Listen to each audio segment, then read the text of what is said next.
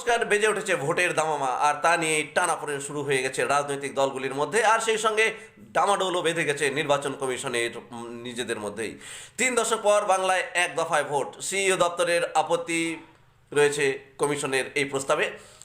আড়াআড়ি ভাগ নির্বাচন কমিশনের 2 শিবিরে এক দফায় ভোট চাইছে রাজ্য মুখ্য নির্বাচনী আধিকারিকের দপ্তর, কিন্তু আইন শৃঙ্খলা ও লোকবল অপ্রস্তুত। আধা সেনার যুক্তিতে 3 দফা অথবা 4 দফায় ভোট করতে চায় জাতীয় নির্বাচন কমিশন। পাল্টা যুক্তি সিইও দপ্তরে, তাদের মতে লোকবলের সমস্যা হবে না, প্রয়োজনীয় আধা সেনা পাওয়া গেলে এক দফায় ভোট করাতে কোনো সমস্যা হওয়ার কথা নয়। তাতে ভোটের দিন হিংসাও কম হবে। আসন্ন বিধানসভা ভোট এক দফায় করার পক্ষপাতী রাজ্যের মুখ্য নির্বাচনী আধিকারিকের দপ্তর। রাজ্যের সিইও মনোজ আগরওয়ালের দপ্তর সূত্রের খবর, কত দফায় ভোট হবে তা নিয়ে চূড়ান্ত সিদ্ধান্ত নেবে ভারতের নির্বাচন কমিশনই।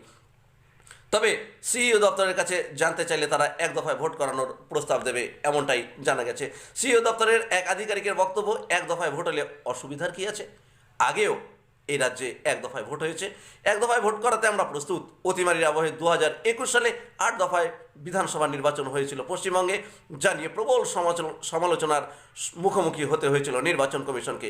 প্রসঙ্গত, সম্প্রতি পশ্চিমবঙ্গের পড়শি রাজ্য বিহারে এক দফায় বিধানসভা ভোট করিয়েছে কমিশন। বাংলায় শেষবার 1996 সালে এক দফায় নির্বাচন হয়েছিল, লোকসভা ও বিধানসভা একসঙ্গে হয়। তখন নির্বাচন কমিশনার ছিলেন টি.এন. সেশন। এবার নির্বাচনী আধিকারিকের দপ্তর এক দফায় ভোট চাইলেও বাধা হয়ে দাঁড়াচ্ছে জাতীয় নির্বাচন কমিশন। কমিশনের যুক্তি, এক দফায় ভোট হলে সব বুথে যথেষ্ট আধা সেনা মোতায়েন করা কার্যত অসম্ভব, ফলে হিংসার ঘটনা বাড়বে, তখন বুথ রক্ষায় কমিশনের মাথা ব্যথার কারণ হয়ে দাঁড়াবে। তবে রাজ্যের সঙ্গে আলোচনা করেই দফার সিদ্ধান্ত নেবে বলে জানান কমিশনের এক শীর্ষকর্তা।